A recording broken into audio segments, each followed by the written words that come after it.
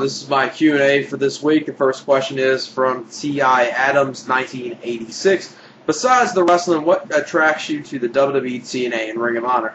Well, wrestling is obviously the main focus of what draws me to a wrestling company, but there's other stuff that makes me a wrestling fan. If it's sports entertainment done in a good manner, it works out well. If it's like too soap opera-ish, it doesn't work. If it's too childish, I don't like it.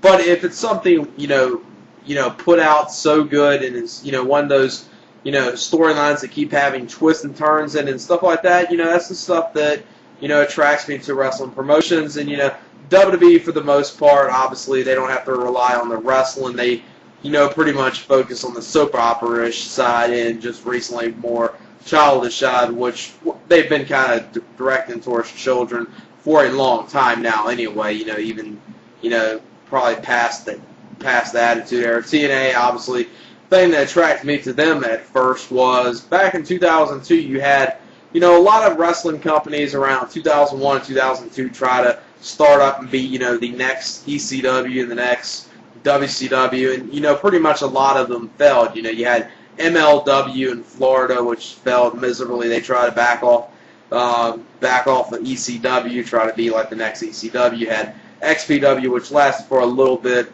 went out of business. Combat Zone never really got to the huge level that they probably thought they could have living off of ECW. Then you had others like the Hogan promotion that he had in Florida, and obviously World Wrestling All Stars. Then TNA and Ring of Honor started, so both of them been around for, about 6 years. Ring of Honor coming up in February be 7 years. So, it's good that, two promotions are thriving pretty well. And, even though the wrestling industry is not the highest, interest to a lot of people now, hopefully at some point we'll have another wrestling boom, and it will just completely help the wrestling industry. And, obviously, as far as Ring of Honor, the wrestling, but still, they have some great storylines. If you don't think Ring of Honor has some great storylines, you just need to, catch up on them. The ROH versus Combat Zone feud was epic. The BJ Whitmer versus Jimmy Jacobs match was good, and the whole Lacey and Jimmy Jacobs saga, and now involving Austin Aries with Jimmy Jacobs, has just been legendary in the Age of the Fall stuff. So Ring of Honor has had some great wrestling, but still some very good storylines as well. I think that's one thing that they get overlooked as, because a lot of people, for some reason or another, think that Ring of Honor doesn't have storylines, and I don't know where the fuck they've been coming from, because if they've seen Ring of Honor at least 2005 and up, have noticed, they've been, putting through more storyline depth in their company. And next question is from Red Dog 19. Gregory Helms has been out of action for a very long time, and he is one of the most underrated wrestlers in WWE. My question to you is, how would you book Gregory Helms when he comes back at the end of this year? I wouldn't obviously push him to the world title just because I don't think he's really good enough to put him forward. I think he is a good wrestler, but nowhere near the level, you would market him as world champion for either SmackDown or Raw. Even chasing for it, I don't think it can make sense. But the two things that I think you could do well with him and probably do something good with his career is, put him on the ECW brand, have him and Matt Hardy have, a good lengthy feud over the ECW title, or, have him in the U.S. title picture when he returns, and, you could have some matches with Shelton Benjamin, which I think would be good, and MVP and Kennedy. So, I mean, there's some stuff you could do with him in the U.S. title scene as well. Next question is from GeForce V2. He has two questions. What do you think of WWE bringing in new superstars for the ECW brand? And I think it's a good thing. It's definitely one of those things. If the WWE doesn't think the wrestler's quite ready for either Raw or SmackDown, it's a good point to put him on TV. And if he gets over, then you can put him on Raw and SmackDown. And the one star that I'm hoping WWE brings up very soon, which he's been in development for over a year now, not a year and a half yet, but coming soon it's going to be close to a year and a half, and that's Colt Cabana. I don't know why WWE's not putting him up in either Raw or SmackDown, because in my opinion he's what WWE should look into a wrestler. He does the comical stuff that WWE would love to book and have him do, and he's a good wrestler, and he's, you know, good on the mic as well. And I don't know why WWE's, you know, not putting him in on one of the brands and having him be stuck in FCW still. And next question is the same person. And is there any more international wrestlers that you would like to see in Ring of Honor, like Takuya Sugi, hopefully I'm saying that right, Kota Ibushi, or Pac, or anyone else?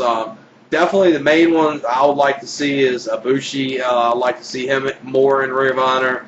Pac is definitely one, you know, one of the top wrestlers, international wrestlers that I would love to see in Ring of Honor. You know, at least on a part-time basis, because I know he probably wouldn't do a full-time. He wouldn't be there full-time, but definitely I'd love to see him. If for some way with Ring of Honor and TNA kind of having a working agreement, with Doug Williams being now signed to TNA, which I think he's signed to TNA. I'm not really technically sure if he's signed or TNA's about to sign him, but I've heard he probably is signed. So, I mean, you know, Doug Williams, that's one wrestler I would love to see in Ring of Honor, but it looks like TNA has got him now. But, you know, there's a lot of international talent I would like to see. You know, obviously with Ring of Honor only having, you know, they have working agreements with AAA coming up, and they obviously have the deals with Dragon Gate and Pro Wrestling Noah. If they could get some New Japan talent, I would love to see Nakamura or Tanahashi. I mean, Tanahashi would be one of the top international stars and Japanese stars I would love to see in Ring of Honor. You know, just even if it was just, you know, a double shot weekend, it would be great just to see him in Ring of Honor. You know, I'd love to see him and Austin Aries, him and Danielson, or, you know, him and Nigel. I think all of them could produce very good matches. Next question is from RVD Fan 100.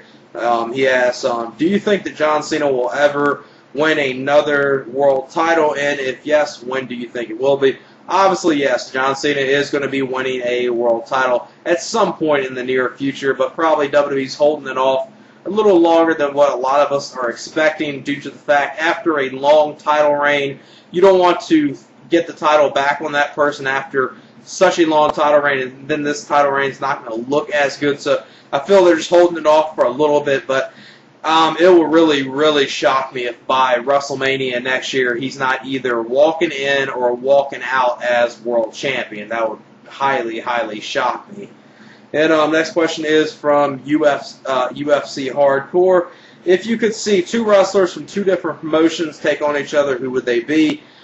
Easily, you know, my top dream match, and probably a top dream match for a while, because I know it most likely will never happen, and it would be Bryan Danielson versus Kurt Angle. I think this would be, you know, a technical masterpiece. It would be probably one of the greatest matches of all time, if it ever could take place. Unfortunately, with, you know, even though Ring of Honor TNA is having working agreements, something like a match of that magnitude, and Kurt Angle, since he's, you know, pretty much the face of TNA at this point, at least pushes that, and he doesn't do a lot of indie dates, you're probably never going to see that match happen.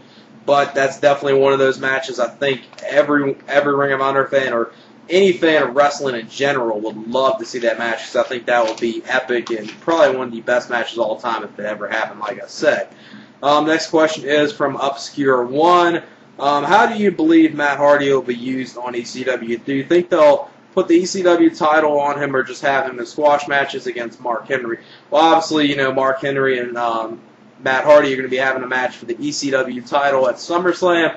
Obviously going to be a terrible match. I see them probably keeping this title on Mark Henry at least for a little while, because as shocking as it is, Mark Henry is champion. I don't know if it's just some weird circumstance of more people now want to see ECW, or for some reason with the draft change-ups, people are interested in what they're doing.